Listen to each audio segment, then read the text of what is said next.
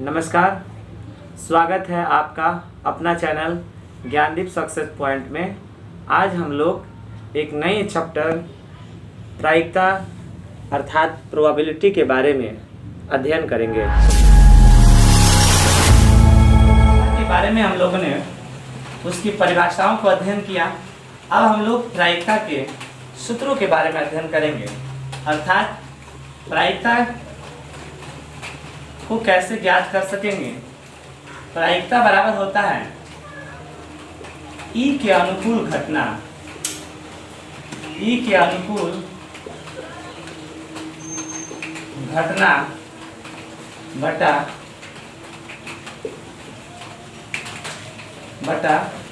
कुल संभव परिणाम, कुल संभव परिणाम। प्रायिकता को ज्ञात करने के लिए ई के अनुकूल घटनाओं में जब उसके कुल संभव परिणाम से भाग दिया जाता है तो हमें प्रायिकता ज्ञात होती है। इसे हम लोग शॉर्ट फॉर्म में ऐसे कर सकते हैं, PE equal NE by NS। ये है प्रायिकता को शॉर्ट में दिखाने का। N अर्थात नंबर, E अर्थात इवेंट, अर्थात इवेंट की संख्या, घटना की संख्या। NS सैंपल स्पेस जिसको कहते हैं, अर्थात कुल संभव परिणाम। PE प्रोबेबिलिटी ऑफ इवेंट, अर्थात E की प्रायिकता बराबर E के अनुकूल प्रायिकता बटे में कुल संभव परिणाम।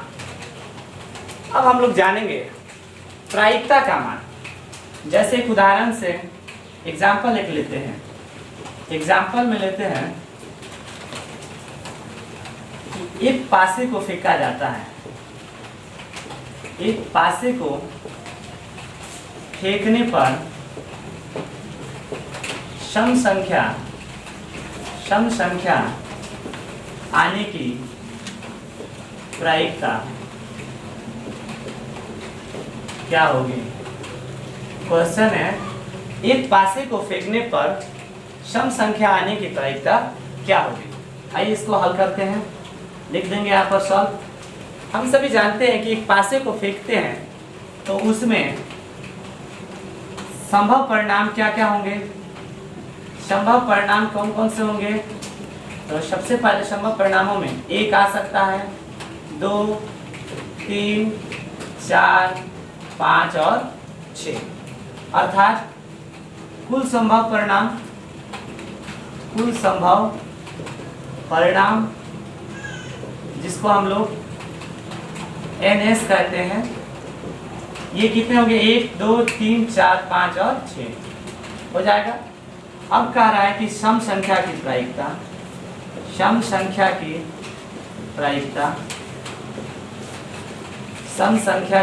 प्रायिकता सूत्र यहाँ लिखा हुआ है, ई के अनुकूल घटना बटा कुल संभव परिणाम।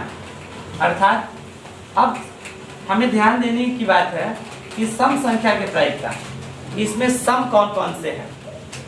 एक सम नहीं है, यह विषम है, 2 सम है, 4 सम है और 6 सम है, क्योंकि इन तीनों में 2 से यह विभाज्य हो जाएगा। अर्थात सम संख्या की संख्या 2, 4 और 6, अर्थात संख्या कितनी हो गई, 3। और कुल संभव परिणामों की संख्या कितनी है, 6। जब कटाएंगे से 3 एकम 3, 3 दूने 6, अर्थात 1/2। इस प्रश्न का उत्तर हुआ 1/2, अर्थात एक पासे को फेंकने पर सम संख्या आने की प्रायिकता कितनी हुई, 1/2 हुआ। ठीक ऐसे ही अगर उदाहरण 2 ले लें तो इसमें क्या होगा, जैसे कहा जाए कि एक पासे को फेंका जाए। इस बार पासे की जगह पर सिक्के को ले लेते हैं। एक सिक्के को उछालने पर हेड अर्थात पट आने की प्रायिकता क्या होगी। इसको हल करते हैं। आप जानते हैं कि एक सिक्के के दो पहलू होती है, हेड और टेल। हेड और टेल, चित और पट, अर्थात कुल संभव परिणाम की संख्या 2 है। सवाल में है कि एक सिक्के को उछालने पर हेड आने की प्रायिकता, हेड की प्रायिकता कुल संभव परिणाम कितनी है? नीचे सबसे पहले कुल संभव परिणामों को लिखा जाता है। इसकी प्रायिकता कितनी है? 2। और हेड कितना आ सकता है? हेड कितने हैं उसमें? 1, अर्थात 1/2। इसका आंसर हो जाएगा। इस प्रकार हमने प्रायिकता को, इन 2 उदाहरणों से प्रायिकता कैसे ज्ञात की जा सकती है इसके बारे में अध्ययन किया। आइए अब यहाँ देखते हैं हम लोग प्रायिकता का मान क्या हो सकता है। ध्यान रखते हैं, प्रायिकता का मान 0 हो सकता है या 0 से बड़ा हो सकता है। प्रायिकता का मान 0 हो सकता है या 0 से बड़ा हो सकता है, और प्रायिकता का मान 1 भी हो सकता है या 1 से छोटा हो सकता है। यह स्पष्ट कर रही है कि प्रायिकता का मान 0 से बड़ा है, या तभी प्रायिकता का मान 0 से बड़ा हो सकता है या 0 के बराबर हो सकता है, 1 से छोटा हो सकता है या 1 के बराबर हो सकता है। प्रायिकता का मान 0 या 0 से बड़ा एवं 1 या 1 से छोटा होता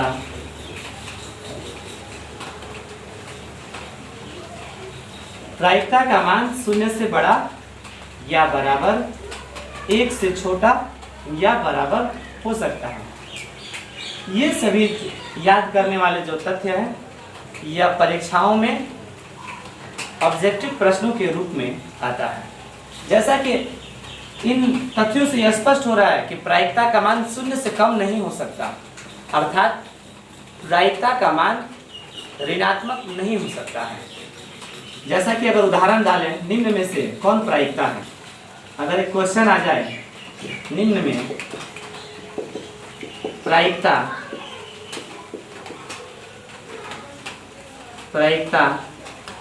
का मान हो सकता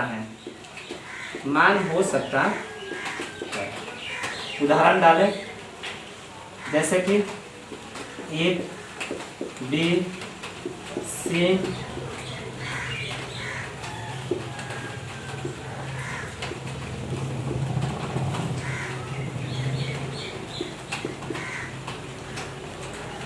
ऑप्शन नंबर 1 है, B 0 है, C -1.5 है और D 13% है। आप इन तथ्यों से स्पष्ट कर सकते हैं कि प्रायिकता का मान 1 हो सकता है। यह बिल्कुल सही है कि प्रायिकता का मान 1 हो सकता है। प्रायिकता का मान 0 भी हो सकता है, यह भी बिल्कुल सही है। लेकिन अभी आप लोगों ने समझा कि प्रायिकता का मान 0 से कम नहीं होगा, अर्थात यह ऋणात्मक नहीं होगा। ये प्रायिकता का मान कभी भी माइनस में नहीं आता है और ये नहीं होगा प्रायिकता। इसमें 13% देखने से स्पष्ट हो रहा है कि 1 से ज़्यादा नहीं होगा, 1 से बड़ा नहीं हो सकता है प्रायिकता मान। तो यहाँ 13% कैसे आ गया? लेकिन 13 तो जब प्रतिशत को बदलेंगे, 13% का तात्पर्य है 13/100। प्रतिशत का अर्थ 100 से लिया जाता है, उसके 100 बराबर भागों में बांटने से। जब 100 से भाग करेंगे इसमें, तो 2 शून्य नीचे है और इसका दशमलव लगाएंगे तो इसका मान हो जाएगा 0.13। इस प्रकार इसका मान 1 से अधिक नहीं है बल्कि 13 पैसा है, 0 से बड़ा है और 1 रुपया से यह कम है। इस प्रकार यह प्रायिकता होगी, इसका मान प्रायिकता निश्चित रूप से होगा। और आप सभी को पहले ही बता चुके हैं कि निश्चित घटना की प्रायिकता, निश्चित घटना की प्रायिकता एक होती है, असंभव घटना की प्रायिकता शून्य होती है। ये जो तथ्य आप यहाँ पर लिखे हैं, इन सभी तथ्यों का उपयोग करके हम लोग ऑब्जेक्टिव के प्रश्नों को हल कर सकते हैं। एक और तथ्य जानते हैं, किसी घटना की प्रायिकता और किसी घटना की नहीं होने की प्रायिकता का योग एक होता है। अर्थात जैसा कि अगर उदाहरण ले, इसमें हम लोगों ने लिखा है एक सिक्के को उछालने पर हेड आने की प्रायिकता क्या होगी। हम लोगों ने सिक्के को उछालने की प्रायिकता कितनी आई, 1/2। अगर इसी प्रश्न को हम लोग कहें कि हेड नहीं आने की प्रायिकता क्या होगी, तो होने की प्रायिकता में से न होने की प्रायिकता को घटा लेंगे तो हमारी होने की पूछा है तो न होने को घटा लेंगे, अगर न होने की पूछा है तो होने को घटा लेंगे तो न होने का मान निकल जाएगा। वही चीज इसमें लिखा हुआ है कि प्रायिकता घटित होने की घटना और घटित न होने की प्रायिकता का योग एक होता है।